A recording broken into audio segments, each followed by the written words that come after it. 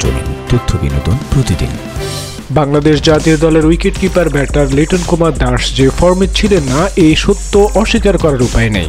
বারবার সুযোগ দেওয়ার পরও ব্যর্থ লিটনকে তাই রাখা হয়নি বাংলাদেশের চ্যাম্পিয়ন্স ট্রফি দলে। যদি তারা আমার খেলা দেখে মনে করে যে আবার আমি ফিট হওয়ার মতো, তাহলে হয়তো তারা কামব্যাক করাতে পারে। কিন্তু লিটনের সবচেয়ে বড় সমালোচকদেরও মানতে হবে তার প্রতিভার কথা।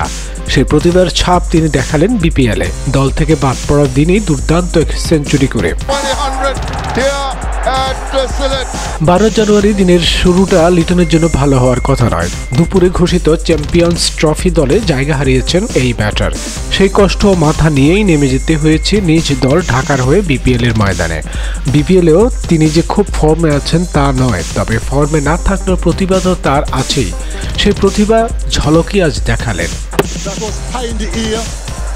সিলেট আন্তর্জাতিক স্টেডিয়ামে দুর্বার রাজশাহীর বিপক্ষে ম্যাচে দুর্দান্ত এক শতক হাঁকিয়েছেন ঢাকার এই ব্যাটার।